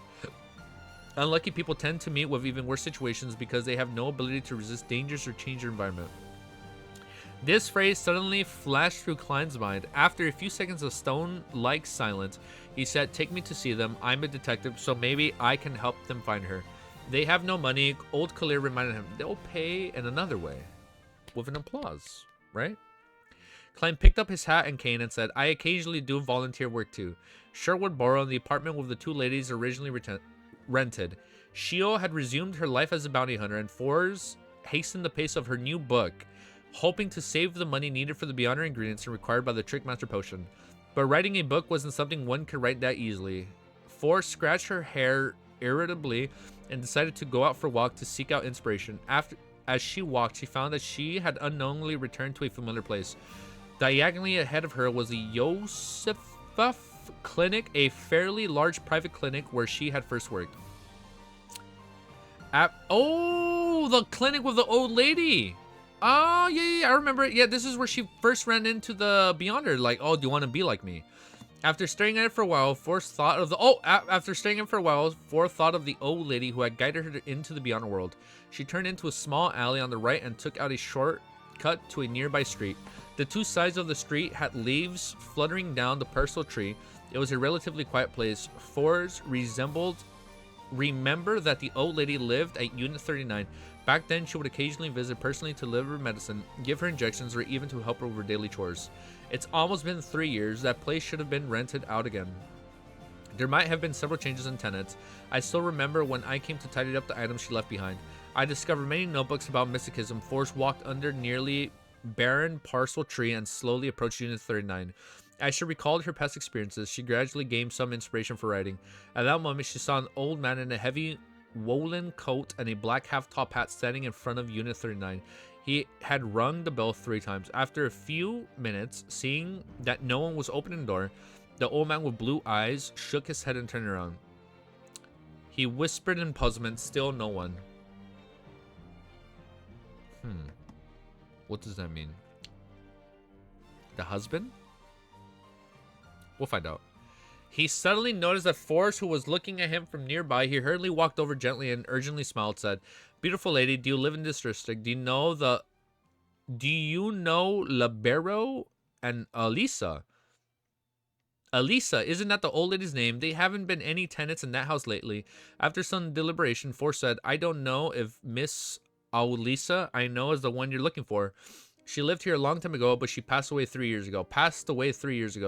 What about Libero?" The old man with wrinkles at the corners of his eyes hurriedly asked. "Her husband passed away." Oh, you're right. The husband passed away before her. "Her husband passed away even earlier than she did," Forrest answered honestly. The elder was momentarily stunned before revealing a sorrowful expression. After a moment of silence, he said, "Thank you, good lady. I am the elder brother of Libero, and I've been living in Mitsirshire all this time, and I haven't received any letters from them for a long time. I decided to come pay them a visit." Oh, can you tell me what happened to them in the past few years? Oh, this is sad. Why is this such a sad stream? Oh, this is sad, man. Miss Aulisa's husband's elder brother. Could he be a descendant of the family she spoke of? Oh, what a coincidence. What a coincidence. Forrest suddenly, sounds like somebody's using his quill again. Putting things into place, maybe? I think not. Coincidence? Forrest suddenly snapped her senses and replied with a smile, "No problem." She quickly thought through what she could and couldn't say. The elder pointed behind him and said, "There's quite a nice coffee shop over there." Klein once again stepped into the humid room of a slightly old apartment in Eastboro. He saw the woman who had quarreled with the street girl last time over her contempt towards her profession. She was standing in a pile of clothes. Her wrinkled face had lost a lot of its spirit. She lost her laborious drive, and she looked lifeless. As for her eldest daughter, the 17 to 18-year-old girl who was sitting by the bed and washing clothes, she kept sobbing. "It's all my fault. I didn't watch over her properly. I shouldn't have taken her into the secluded alley." She even said that she was going to learn a few more words at the free school tonight. It's my fault. It's all my fault. Liv suddenly regained her sense and turned to look at the oldest daughter. She wiped away her sad expression and berated her fiercely. What are you crying for? Get up and wash the clothes. Do you want to starve? Do you plan on not even being able to attend the free school? After screaming, she saw Klein and Old Clear at the door. Old Clear, this is, she asked doubtfully. Oh, okay. Let's pause. Update. Let's keep going. Let's keep going. All right. We're feeling good today, right? Yeah? Everybody? Do you still remember why Clyde chose to go to Backland? No. Yes? Wait, hold up. Let's pause and update and we can talk about that. Chapter 373 is called Search. Old Kohler seemed to be a... I hope I pronounced it right this time. Old Kohler seemed to be slightly afraid of his ferocity as he subconsciously took a step back. Liv, this is a detective and he wishes to help you find Daisy. Liv's wrinkled, peeling face turned to Klein and said coldly, we've already made a police report. Although she was perhaps in her 30s, she looked to be in her 50s. Klein looked around the room where many wet clothes hung. He vaguely remembered the last time he was here. There had been a 13 or 14-year-old girl carefully holding a crude homemade iron to iron. Oh, the one that had the burn marks. I remember. Yeah, it's when they were interviewing all the people and they said, oh, we don't have time. We got to get back to work. Now I remember who we were. It's when they were interviewing everybody in Eastboro. They were the one that turned down the interview and said, like, no, we don't have time. Her hands had been covered with burns. This is what I remember. Her hands were covered in burns. She's the missing Daisy. Klein looked back at the laundrymaid, Liv, and said in a neutral tone, do you believe that the Eastboro police will really be looking for Daisy? Are you sure the people who caused Daisy to go missing wouldn't cast their sights on your family? Do you wish to lose another daughter after losing one? Damn, that was really straightforward. Easy getting a brain blast? Brain blast! Peak incoming. Do you wish to lose another daughter after losing one? When the cruel yet heart-wrenching words reached Liv's ears, the indifferent expression on her face slowly crumbled. She turned to gape, but she couldn't say anything. The corners of her eyes gradually turned red. She abruptly lowered her head and muttered to herself in pain and despair, I don't have any money. The room suddenly became silent. Even the sobbing girl didn't make another sound. Klein pursed his lips and let out a silent sigh. I occasionally do volunteer work simply to help others. Heh. I haven't done so in a long time, so please give me a chance. Volunteer work. Liv lifted her head and ruminated over the phrase. Klein nodded and silently answered, the job will be done pro bono? The job will be done pro bono. No, it's not completely free either. Kindness will bring me great satisfaction. Oh, a round of applause. Since you have no other solutions, why not give it a try? Liv was silent for a moment. She raised her hand, which had wrinkled for being soaked in water for an extended period of time, wiped her eyes, and said in a low voice, Mr. Detective, you really are a kind and good gentleman. Her voice suddenly became choked with sobs. Oh, this is so sad. She just wants to find her daughter. So she was acting... Wow, I'm getting... This is a random emotional stream, man. So she was keeping up the farce, telling her daughter, like, she was trying to be like the stern mother, like, no, get back to work. Like, you need to do this for yourself. Like, soaping isn't gonna help. But when she gets help, she shows her true colors. That's sweet. This was what happened at midday before yesterday at noon. Daisy delivered a load of washed laundry under Freja's leads. It was just outside Eastboro, and they needed to cross several streets.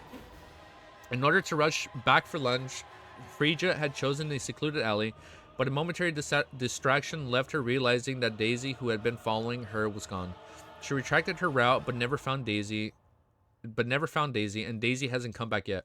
Where did this happen, Freja? The girl named Freja had already stood up, and her eyes were red and puffy.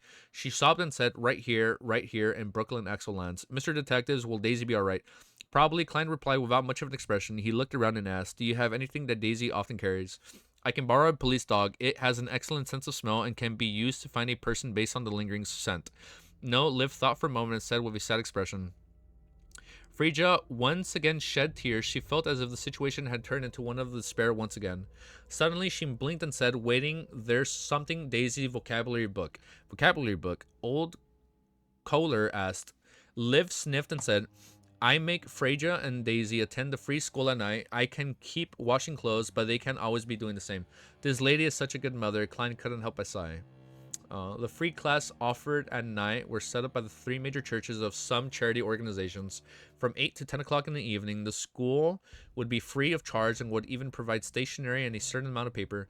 It was an education that was that was need blind, and it would be at most involve some religious knowledge. Klein had heard old Neil. R.I.P. Sad memories. Change music. Let's change. The free classes. Oh, we're at Old Neil. Klein had heard Old Neil mention that he had once been a teacher. Oh, he did this? He did volunteer work? Klein had heard Old Neil mention that he had once been a teacher for the Church of the Evernight Goddess for several years. Because there were very few people who volunteered to be the teachers in the free school, a unique teaching method was established. Teachers would arrive early, gather a few students who had been the best academic progress, imbue them with the content for the day's class, and then put them in charge of teaching the different classes. The teachers would supervise correcting any mistakes. It was called a tutorial system. That's sweet.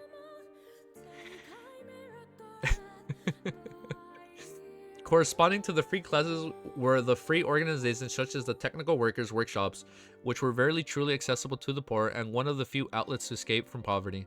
Unfortunately, there were too few similar organizations, and it was difficult for them to play a substantial role. At this moment, the sobbing Freja added, Daisy liked studying very much.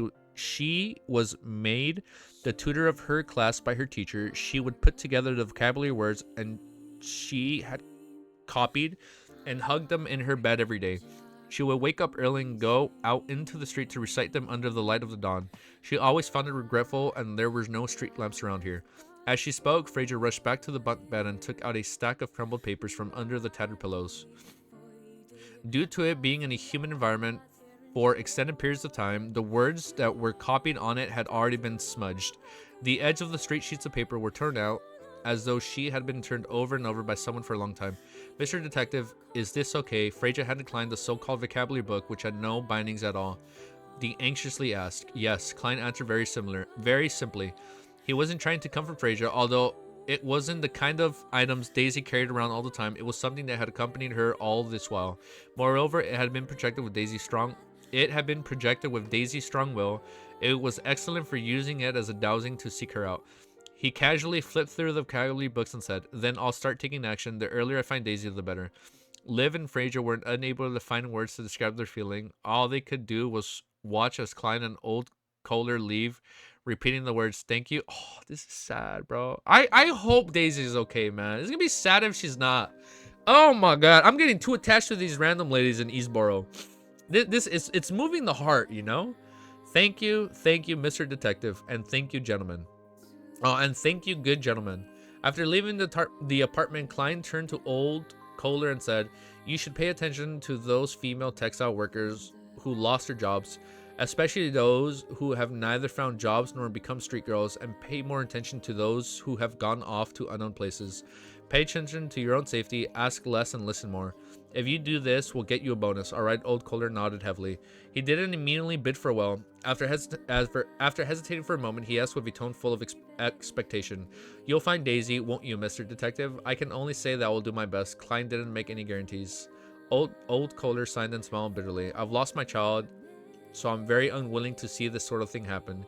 He waved his hand and walked... Oh, he lost his child? He waved his hand and walked towards another street.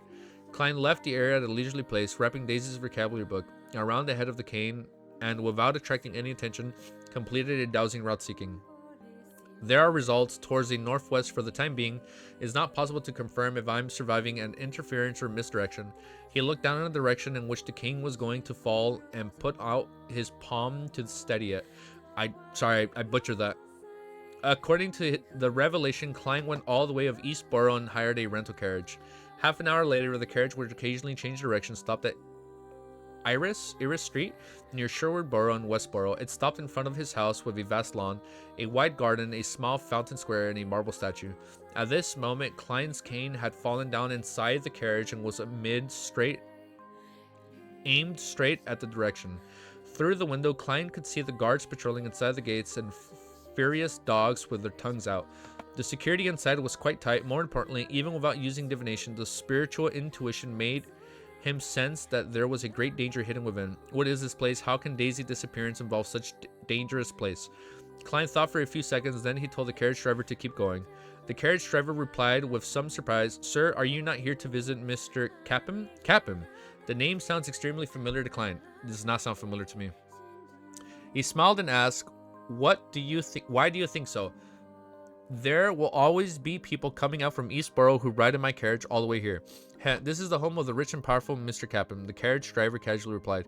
Eastboro Capim Tycoon. Klein suddenly remembered who Capim was. There were many rumors that he was the leader of the bloody criminal. Oh, from the gang, right? The Tycoon gang. Ah, the leader. There were many rumors that he was the leader of a bloody criminal organization which was stained with blood. It was involved in the disappearance of many innocent girls. And in reality, he was a tycoon who knew quite a few important figures. Without another word, Klein leaned back against the wall and half closed his eyes. The horse carriage slowly moved forward. The luxurious villa was left behind as it disappeared from the window. It was a small booth in a coffee shop. Forrest already knew that the old man across her was called Lawrence Nord, who came from the Mid-Sea Shire, Constant City. So this is our first time we've met somebody from Mid-Sea Shire, Constant City, and was a public school teacher. He didn't know that Miss Olisa's husband was dead, nor that Miss Olisa had inherited his estate and become a Beyonder, much less know that Miss Olisa had left me her relics. Could he also be a Beyonder? Does he have the ability to divine? After taking a sip of Pheromone coffee, he organized her words and said, I was a doctor of the nearby Yosivif clinic, and Miss Olisa came to see me often. This was when her husband, Mr. Libero, had already passed away. Sometimes I would accompany her by chatting with her and helping her do things. So in the end, she made a will, giving me her savings in cash. She donated her jewelry and book furnitures and other things to charity. This was done under supervision of her assigned law firm. You know what, man? This is reminding me of an old man that used to speak to me back in the day. I used to take public transportation. Without getting too specific, I used to take public transportation, and this old man would occasionally sit with me at the same time. He was a nice old man, dude. And like this guy, he likes speaking, you know? And I wonder now what, like, how he's doing, man. But man, those good times. That's crazy, man. It's making me think about this old dude I used to speak to for a long time on the bus. That's cool, dude. Forrest was telling the truth, but not the whole truth. Lawrence pinched his forehead and said, what a pity. I don't understand why Olisa didn't contact me over all those years. She didn't mention your name. She was vaguely dissatisfied with Miss Lobero's family. Forrest replied frankly. Lawrence fell silent for a moment before saying, thank you for informing me. It has made me understand certain things. By the way, where are Lobero and Olisa buried? Grime Cemetery. Forrest took out a pocket watch and gave it a look before saying, Mr. Lawrence, I still have things to tend to. I should be leaving. Lawrence didn't stop her. He got up and saw her off. After sitting down again, he rubbed his temples in distress and silently muttered to himself, Lobero is dead and he didn't leave any children behind, and I don't know what Olisa did to his beyond characteristics. Richard died at the hands of the Aurora Order. What the? He's saying all this? Wait. After sitting down again, he rubbed his temples in distress and silently muttered to himself, Libero is dead and he didn't leave any children behind. So with like the innate characteristic born, right? And I don't know what Olisa did to his beyond characteristics. Richard died at the hands of the... Oh, Richard? Who's Richard? Richard died at the... Somebody else. This is another person. Richard died at the hands of the Aurora Order. Sam is somebody else. Sam doesn't even wish to contact us at all, having no interest in shouldering the responsibility of the family name. Abraham. Will the Abraham family slowly disappear like this? I completely...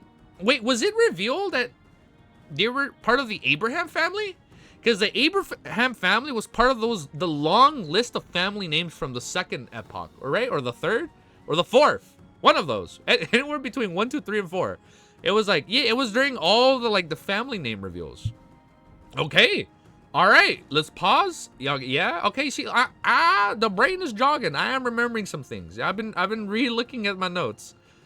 All right. The Mr. Door family. Was it the Mr. Door family? The 5 families of the... Yeah, so I remember there was the 5 great families during the Tudor Empire. Or like, yeah. I remember. Okay, let's pause, update, and let's keep reading. All right, let's continue. Chapter 374 is called Artificial Sleepwalking. I knew someone that sleptwalk. The stories I've heard, man, this shit is wild. Lawrence sat in the coffee shop booth, unable to stop himself from thinking about the hardships of the Abraham family over the years. Ever since they had split up into similar families and settled in other places, the Elder Council's control over the family members hit rock bottom. A great number of... Okay, we're definitely getting lore this stream, right? Ever since they had split up into similar families and settled in other places, the Elder Council's control over the family members hit rock bottom. A great number of Abrahams refused to advance in order to avoid the effects of the curse. Hence, many of them remained. Oh, the Abrahams! Yeah, I remember the curse. Yeah, okay. Now I remember. Yeah, thank you. Now I know what Romero meant when he mentioned the Mr. Door family. It's to avoid their curse. Okay. Many of them remained at sequence 8 or 9. Some didn't even attempt to become Beyonders, wishing to be ordinary people with a certain amount of knowledge so as to live a common, peaceful life. Wait, what was the dude that took his own life then? When he went when Klein divined the dude's background. Well, I forgot his name. I forgot what that Abraham member's name was. I forgot. Sorry. I goofed right there. I actually forgot his name. Like when we hired Sharon as a bodyguard and we went underground. No, not. Oh, you're right. It was the Master Key origin. I forgot the name of that member. I forgot that Abraham's origin story. I mean, I remember his origin story. I forgot his name. Just remember of the family. He didn't take his own life. He just. Thank you, Romero. I thought he unalived himself. No, it was him losing control. It's because he lost control. Okay. The older counselor believed that it was just an act of forgetting the family's honor, but it couldn't be harsh on such actions since it was tantamount to self-destruction. In such a situation, the upper echelons of the Abraham family began to think of introducing changes. They imitated the teacher-apprentice inheritance system of the Life School of Thought, and they trained non-family members, hoping that once they had advanced to become high-sequence Beyonders, then they would in turn be able to help the Abraham family deal with the curse they had existed for about 1,500 years and find their ancestor Bethel Abraham, who had vanished in the War of the Four Emperors. Oh, that is heavy lore that I didn't remember. Okay. I did not remember that. The War of the Four Emperors. Okay. Good thing I'm updating my notes again. And we're going to go through Romero's lore section on Discord together soon. The plan started off smoothly, and the apprentices who didn't have to worry about the curse quickly became stronger and stronger under the Abraham family's meticulous nurturing. Without a short period of 10 years, there were several strong Sequence 5 individuals among them, while not a single person among the direct descendants of the Abraham family was Sequence 6. The trunk was too weak, but the branches were too strong. Hence, the seeds of tragedy were planted, and the ambitious apprentices began casting their sights on the powerful sealed artifacts that the Abraham family possessed. Their plot failed, but it also resulted in serious repercussions. All the non-family members at Sequence 6 and 5 were of the opinion that their positions within the Abraham family didn't match their own strength and that they couldn't be trusted, preventing them from being in possession of certain sealed artifacts. In the process of going back and forth with difficult negotiations occurring and compromises between the two parties, an accident happened. One of them, Traveler Botis, was lured by the true creator into joining the Aurora Order, which led to a terrible disaster. In this disaster, the upper echelons of the Abraham family were almost completely destroyed. More than half of the few powerful sealed artifacts were lost, and only 3 were left. As a result, the Lawrence brothers, who had shared the same mother with Richard, died. Not only did Botis benefit greatly from it, but he also gathered all the Beyonder ingredients he needed, and with the help of the true creator, he successfully overcame the dangers and became a demigod, becoming one of the 5 saints of the Aurora Order, the Saint of Mystery. Wait until he finds out about the Lord of Mystery. That's when he's gonna be like, oh shit, I gotta step down. You're like, I'm only a saint. He's the Lord? Ooh. After the disaster, they rebuilt the Abraham's family. Elder council reflected over the actions of the past few years, but they couldn't find a solution to the problem. Emotions such as negativity, dejection, and hopelessness shrouded the hearts of the few remaining family members. Lawrence didn't wish to be placed in such an environment or face sightings and repressed emotions every day. He found a reason to leave the elder council, the elder council, and came to Backland to look for his older brothers, Labiro, who had shared the same mother, and Sam, who didn't share the same mother. But now he suddenly realized that he was the only one remaining from his father's line. Damn, that's sad. He was already nearly 80 years old, and all his children had died in disasters brought about by the Botis. That is sad. He's all alone. Just recalling the past made him feel sorrow from the bottom of his heart. The most painful thing was that he couldn't see the hope for revenge, and he couldn't see the dawn of his clan's glory appearing once again. I'm already very old and I was also injured before. Unless it's absolutely necessary, I wouldn't dare to use my beyonder powers anymore, which would cause me to lose control or even cause a curse to descend. What is the future of the Abraham family? Lawrence took a sip of the firm coffee and fell into a long silence. That's sad. I feel so bad for him. Upon returning to his rented house, Forrest immediately entered the bedroom and locked the wooden door behind her. She sat on the edge of the table, calmed her mind, and whispered the honorific name representing the hope in the future. The fool that doesn't belong to this era, you are the mysterious ruler above the great fog. You are the true king of yellow and black who wields good luck. I wish to inform you of what I have encountered today. I met the elder brother, the husband of the old lady who made me become an apprentice. He seems to be a member of a certain family. I didn't mention anything related to mysticism, but I'm worried that he has extremely powerful divination abilities and will be able to find out the complete truth. At this moment, Klein happened to be above the gray fog. What a coincidence. Okay. He saw the crimson star that represented the magician expand outward, rippling as he heard the stacked layers of pleas. I assume volume 2 is called Magician. Klein is a magician, and we coincidentally got a new member. We got a new member called the Magician. So I'm assuming volume 1 is Clown, volume 2 is Magician. I'm locking in my volume 2 name. I know somebody mentioned before, and I'm pretty sure I've read it, but I forgot. So which is good. Any reviews without spoilers for what? I'm going to start LM Tim 2. I need to go back. I've been saying it for like a month or two, but I need to make a volume 1 review. I need to lock in and just do a review. You know, just pour my feelings out there. I lost my place. I lost my place. At this moment, Klein happened to be over the great fog here. After figuring out the details, Klein tapped to the edge of the ancient table and said to himself silently, how cautious for her to know to seek help from the fool. Besides, your guess isn't wrong. The corresponding sequence 7 for apprentice is astrologer. I think we know that. Having recently read the Book of Secrets thoroughly, he had quickly come up with a plan that would help him interfere with divination throughout rituals. I have to say, with the Book of Secrets and my advancement to sequence 7, I am becoming more and more godlike when above the gray fog. Of course, for the time being, I'm still just an empty shell. Speaking of which, I've been acting in front of Miss Justice and Mr. Hangman several times, fooling them completely. Why didn't I receive any feedback from my spirituality? The speed at which I digest the potion doesn't seem to be getting faster as a result.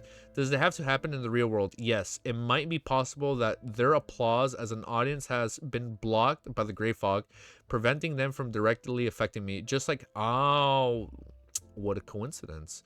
Just like how the eternal blazing sun and the true creator are unable to penetrate the gray fog to find this mysterious space. You know what's crazy? So Amon is trying to get into the gray fog. The eternal blazing sun and the true creator are unable to penetrate it, but they're also probably trying to get in. So there's a lot of people trying to get into this gray fog. This is not the anime, but hello Tim. Anime tropes fail here. Wait, I'll reread that right now. I got you, Kim. Let's finish the chapter so we can fully digest this. I lost my place. I found my place. From the looks of it, the reaction between the gray fog and the mysterious space is very mechanical. It is not sentiment enough and it lacks intelligence. However, to me, this is actually a good thing. In the midst of this thoughts, Klein turned his knowledge into an ancient piece of goat skin and threw it into a crimson star that symbolized the magician. A boundless grayish-white fog suddenly filled the air in front of Four's eyes. An illusory yellowish-brown goatskin descended from the sky. When she saw the information written on it, she suddenly felt at peace. With Mr. Fool, Mr. Lawrence certainly wouldn't be able to get the correct revelations via divination. For silently expressed her gratitude and busily prepared for the ritual. She had seen a lot of instances where evil spirits did harm to others. In fact, she didn't trust the Fool that much, but the curse of the full moon forced her to rely on him. Regardless of how bad the consequences are, I would just lose my life. Without the help of Mr. Fool, I would have already lost control during the last blood moon and become a monster. Every day I live is a day gained. This all given to me by Mr. Fool, and how he'd take it back anytime? Well, it's best if he doesn't. Force took a breath and lit the 2 candles that symbolize the Fool. The initial steps of the ritual were no different from those she had mastered before. She continued until the candles were lit and the essential oils extracted and herbal powders went down into the fire. When the fragrance of her serene etherealness filled the room, a faint illusionary fog covered the entire altar. According to the contents of the goatskin, Force quickly adjusted her body and mind, entering the cognition and chanted the corresponding names of the Fool over and over again. Such monotonous, repetitive behaviors allow the originally calm and relaxed Force to slowly enter a state where the mind was in deep sleep with her spirituality dispersed. Her entire being felt groggy, but she maintained a strange sense of lucidness. She felt as if her spirit was floating about, constantly moving upwards. This was similar to the secret deed process that was formed with the help of the external objects. This was different in many ways. This was a technique in mediumship, and it was used to communicate with higher levels of spirits. At any extremum, I read that wrong. Sorry. Romero. It could even allow a Beyonder to travel the spirit world under the pretext of maintaining a special lucidness. Some Beyonders who specialize in influencing the mind called it artificial sleepwalking. They could use techniques such as hypnosis to make ordinary potential enter this state as well. In that way, ordinary people would appear to be in a deep slumber, yet they would be able to answer the questions. Although their eyes and mouths were closed, they could detect the presence of various spirit bodies around them, thus completing a certain degree of communication. The reason why Klein didn't let Forrest use the secret deed ritual was that it could only give knowledge or direct effects such as purification or corruption, letting the target's mind gain a wonderful experience. It couldn't interfere with the divination of other matters done by another person. Simply put, the secret deed ritual directly affected the target's spirit body, astral projection, body of heart and mind, and ether body. Ether. So spirit body? Wait. Spirit body, astral projection, body of heart and mind, and ether body? There are so many types of body types here. Hold up. I'm kind of lost. I thought it was only 3. Oh, we can talk about that though. The related positive and negative states were removed, and with the artificial sleepwalking ritual, it allowed Klein to do something indirect so as to deal with any outside interference. In a daze, Force felt her drifting back to the majestic old palace above the gray fog, and she saw Mr. Fool sitting high above. Looking down at everything, Klein looked at the image of the magician, projected by the dark red starlight. He unhurriedly picked up a paper figurine that had found earlier from his trash pile in the corner. As a seer who had just advanced twice, he made many ways to interfere with the divination of others, so he didn't need to rely on mystical items to help him. At this moment, due to the effects of the ritual, the mysterious space above the gray fog started to tremble slightly, and some of the power was flowing due to the perturbation. I read that wrong. Klein left hand pressed the Dark Emperor card on the surface of the long bronze table, connecting it with his own spirit body and uplifting himself to a higher level. It raised his level just like the previous time he used the flaring sun charm and the Zig's copper whistle to solidify his spirit body. The paper figure suddenly expanded in size, and on its back the same 12 pairs of black wings which were cut out of the paper grew out. The feathers were vivid and lifelike. The paper angel, I like how we're putting angel and asterisks, pierced through the dark red light and overlapped with the illusionary figure of the magician. Without any warning, it started to burn and completely disappeared. The half-awake force seemed to be as dignified and majestic angel as it was wrapped layer upon layers of pitch-black wings around her. After an unknown period of time, Force suddenly woke from her artificial sleepwalking state. In front of her were only 3 candles quietly burning, one on the altar in the fog that had premated the entire premated you know what I meant. The entire room. At the tip of her nose was the familiar fragrance of the serene etherealness. Angel. Forge was so lost in thought, she momentarily forgot to end the ritual. Okay. That was pretty hype. She was literally awestruck. Why is the next chapter called an evil god impressive act? Are we referencing Klein? All right, let's pause, update, and let's keep going, dude. All right, last chapter for today's stream. But chapter 375 is called an evil god's impressive act. 1, 2, 3, 4, 5.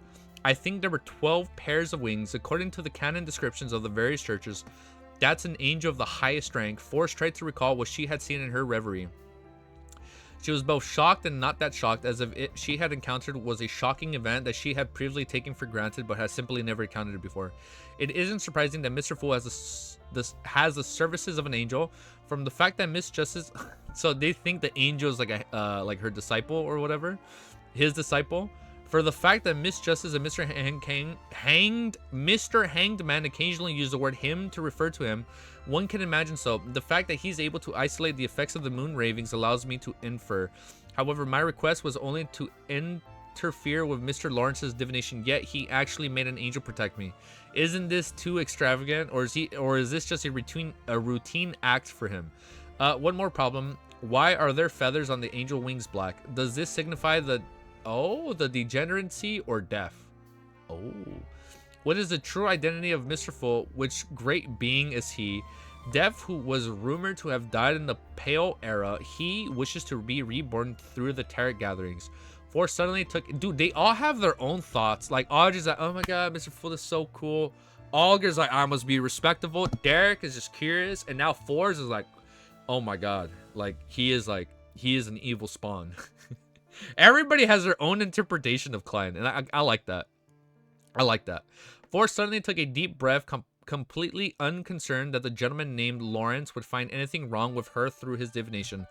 On the realization that she had already joined the Terror Club, she smiled wildly and whispered silently, I can only do as Emperor Rizal said, take things one step at a time. After gathering her thoughts, Fours humbly thanked Mr. Fool once more. Following the normal process of a ritual, she extinguished the 3 candles' flames and began to clear the altar, which was filled with all kinds of items.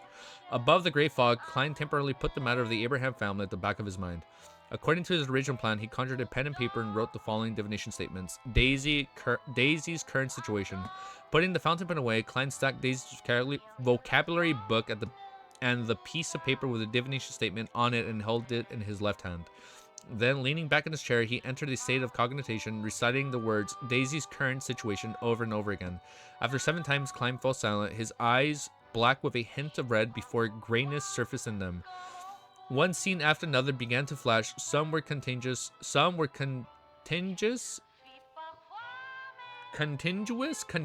Oh my, I don't know what I'm reading. Some had gaps and some were completely incoherent. Klein saw Liv's youngest daughter, a 13 or 14-year-old girl who persisted despite being repeatedly scalded.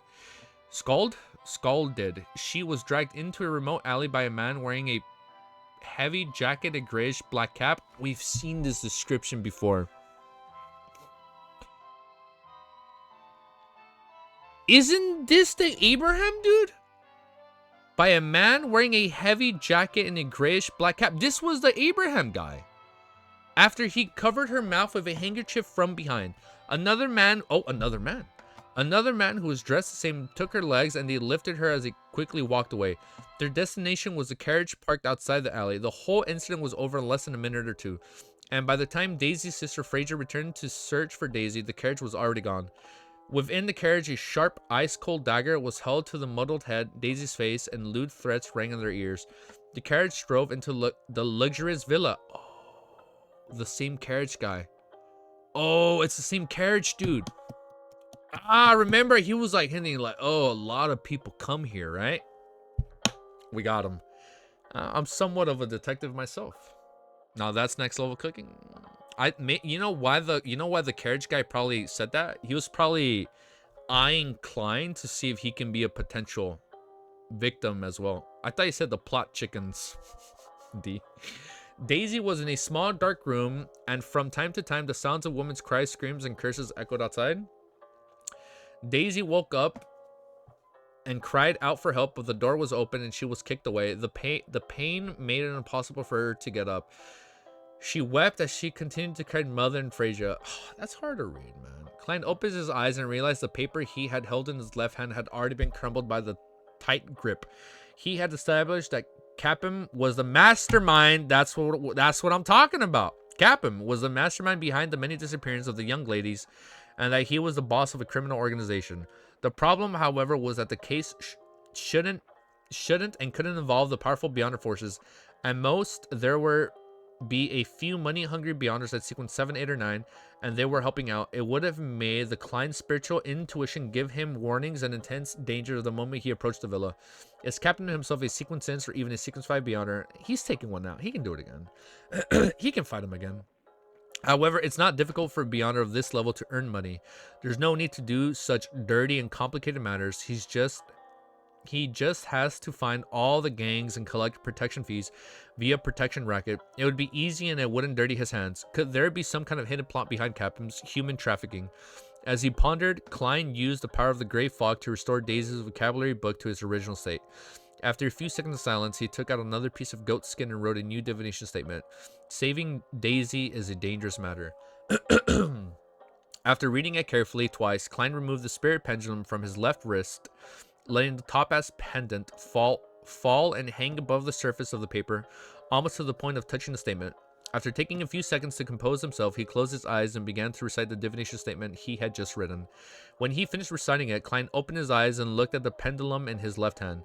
The topaz pendant was rotating clockwise at a fairly fast frequency and with a rather high amplitude, so a high degree of danger. This meant that saving Daisy was a rather dangerous act. However, it isn't one of total despair. This is so far his highest one. This is so this is so far like his highest like pendulum swing. However, it isn't one of total disaster. There's still a possibility, a significant chance of success, as long as I can seize it. Klein deciphered the revelation from the spirit pendulum. He leaned back in his chair, closed his eyes, and said with a self-deprecating smile, "Wasn't I looking for an opportunity to perform?" Oh, if he saves all these people, he is going to like fully digest the potion. I'm calling it right now. If he can save Daisy and every other victim that like Capum has locked up, everybody's gonna applaud and thank Klein, man. Everyone's like, oh my god, our savior, and bam, he's gonna save it. Is that not what I said? I said the topaz pendant. My bad. I meant the topaz pendulum. You know what I mean. As a magician, I have to challenge something of a higher difficulty. Otherwise, I will be called a trick master and not a magician. Okay. All right. I like how Romero's talking smack monster. Everybody hypes him up. Monster's like, it's eh. As a magician, I have to challenge myself of something. I read this already. I would be called a trick master, not a magician. Completing the seemingly impossible, even if the outcome is nothing but an illusion. That's the image of a magician in my heart. As for whether it's of the rules or not, I still need confirmation. Klein tapped the edge of the ancient table and quickly made his decision. To him, the most troubling thing about saving Daisy and dealing with Capum was that he didn't know anything about Capum. He didn't know how many other Beyonders were in the villa or the sequence of the pathways they had. This made Klein unable to make specific preparations. And for a magician, the first rule was never perform unprepared. Many seemingly impromptuous performances actually involved the significant preparations. For example, long periods of practice or thorough mastery of the diverting attention away from the situation. Should I get Miss Justice's help to learn more about Capum's background for my adorer? Klein seriously considered the options available to him. However, he quickly rejected the idea. So he's gonna be solo. No, I won't be able to receive detailed information, although Capum is involved with many powerful figures, and the Wolfie, it's not something that can be publicized. Miss Justice will, and most learn of the nobles, members of parliament, or civil servants which he is involved with, but she won't be able to determine how many Beyonders are in his villa, much less the traps or the layouts. Through the clues from the connections, Miss Justice might be able to figure out what I wish to know given a few weeks' time, but that's too slow. Rescuing Daisy needs to be done as soon as possible, and delays will result in a tragedy. Klein's eyes swept across the surface on the long bronze table, and on the junk pile in the corner, his mind began to formulate an idea. On one hand, I can get Miss Magician and her friend Miss Gio to investigate Captain's background and determine which Beyonders he has ties with. The two ladies are very well connected in East Borough, several gangs, and a considerable number of Beyonder circles. On the other hand, I can take action by myself. I can obtain information from the servants or bodyguards that come out of Captain's villas via mediumship. After finalizing his plan, Klein was in no hurry to get help from Miss Justice's magician. He decided to try doing it by himself first so that he could find out more about the matter in a targeted manner. In the blink of an eye, his figure disappeared from the towering place above the gray fog. After lunch, a man wearing a grayish-black cap and a thick cotton coat cautiously left the back door of Captain Villas. He walked all the way to a crossroads and got into a rental carriage. Eastboro. He touched the dark red birthmark on his face and instructed the carriage driver. The carriage driver began to move, and the man looked out the window with a bored expression, admiring the beautiful ladies and young ladies in the street. If only we could... What the f... He's just saying it out loud in front of Klein. Wait, no, we're not with Klein. Sorry. POV change. If only we could kidnap them. The man let his imagination run wild as he revealed a regretful expression. When he was far from Iris Street, he suddenly shivered and his eyes became slightly dazed. He knocked on the wall and said to the carriage driver, "Stop, stop. I forgot something. Here will do." The carriage driver didn't dare to reprimand the ferocious man. He didn't even mutter as he stopped the carriage by the side of the street and allowed him to alight. After paying 6 pence for the ride, the man retraced the direction in which he came from dozens of meters before entering a cheap hotel. Without the need for any proof of identity, he paid for a room. After entering, he left the door ajar without locking it. Then the mat sat on the edge of the bed with a deadpan expression. Suddenly, a transparent and illusory figure to separate from his body. A parasite. Amon? The one bound to Leonard? Or another parasite? The plot thickens. Okay. It was none other than Klein who was... Wait. A transparent and... illusionary figure separated from his body. It was none other than Klein who had dressed as a worker. He had used the method of summoning himself to transform into a spirit body and had attached itself to the man's body, allowing him to walk to a convenient location for mediumship. Oh, wait.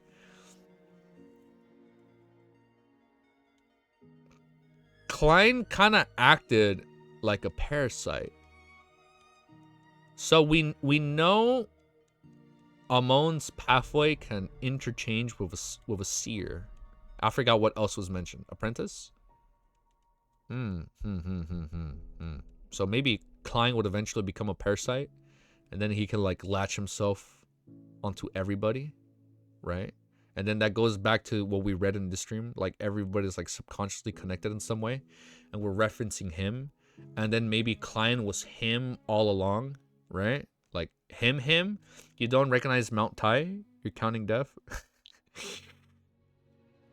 I don't know what you guys are talking about, but we'll talk about that right now. I need to see what you guys have been talking about. I've been missing chat, dude. I've been missing some chat lore today. After knocking, the man out Klein's spirit form disappeared from the room. Not long after, the door was pushed open and he walked into the room in his corporeal form. Using a wall of spirituality to seal the place, Klein quickly set up a mediumship ritual, allowing the alluring scent of amantha extract in the eye of the spirit medicine to emanate in the surroundings. After finishing his preparations, and just as he was about to start the mediumships, he suddenly exclaimed and stopped his actions. He discovered that the spirit body of the man who was unconscious on the bed had a mysterious unknown restriction. If he forcefully did the mediumships, although there was a high probability of success, it would activate the seal and cause some beyonders to notice this occurrence. This would end up all alerting the enemy. Such a strange beyonder power, very cautious and very powerful. What Captain is involved in isn't simple at all. So there's a deeper mystery behind this. Klein took a few steps forward, frowning slightly. He glanced at the unconscious man and suddenly chuckled. "Do you think you can stop me with just this?" He quickly suspended the ritual. Wait, was that him talking to him? "Do you think you can stop me with just this?" Oh no, Klein was saying that. He quickly suspended the ritual, summoned himself again, and responded to himself. After a few seconds later, he flew out of the candle's flame in the spirit body form and floated in the room once more. Without any hesitation, Klein in the spirit form suddenly approached and possessed the unconscious man. The man suddenly sat up and opened his eyes. His expression appeared lifeless. He straightened his body and walked to the front of the altar, step by step, and then chanted in a low voice, "The fool that doesn't belong to this era. You are a mysterious ruler above the gray fog. You are the king of yellow and black who wields good luck." Okay. We are starting to get a lot. Wait, let me pause update and let's do overall thoughts before we end the video. Hold up. But let's do this outro before I start lampooning and get like redirected and talk about something else. Overall, I like what we're reading. There's a lot of setup going on. We're getting some stuff with not the Amon family. Well, yeah, we've been getting lore and build up on the Amon family. We've been getting build up and lore on the Abraham family. That's already 2 great families out of the 5 that we've been getting lore on in this volume. How all this connects to the Tudor dynasty, how all this connects to them like trying to like latch onto the great father. Well, not them per se, but like Amon, like how Amon is trying to latch onto like the great, like the Like how he's trying to interact with Klein or like the Fool in some way. I don't know how this all is gonna connect. My goat, Mr. Door. You guys have been hyping up Mr. Door. I'm excited. I'm excited to get more lore on Mr. Door. You guys have been talking about this man since day one. Every time I open Reddit. Wait, how many Jade Beauties? You're looking at one right here. You're looking at a Jade Beauty right here, man. I'm the one and only you guys need. No, I'm fucking kidding. Overall thoughts. I gotta get back on track. I like what we're reading. I'm excited to finish volume 2. We have roughly a little over what, like 100 chapters? So we should be done in 2 streams. We're almost done. We have about 2 more streams and we should be done with like the 100 chapters. But we'll see. I like how like now, well, speaking of him, I like how now Forge is like, oh my god, is he like him? I read 700 chapters long LOTM fanfics. I'm down to read some fanfics. If you guys have any spicy fanfics, send them my way. You know, we will read those live. But back on track. I like it. I'm excited to read more. I'm gonna end it there. Super short outro. If you like what you see and you want to see more, make sure you like, comment, and subscribe. No, even the bad ships, we do them all. We'll do them all. We'll do them all. Wrong place. Bro is not deaf. He is not him. I don't know who he is. You, he, me, who? We will find out who he is referring to. Is he referring to him? Is him referring to me? You? I don't know. But we'll find out. Sorry. Scuffed outro. I forgot. We're still recording our outro. We should be pausing in between takes. Nah, I'm kidding. We don't do we don't do takes. One go. You know, we just pull the band-aid. All right, guys. You like what you see? Want to see more? Make sure you like, comment, sub, and peace. Have a beautiful day. All right. Later, guys.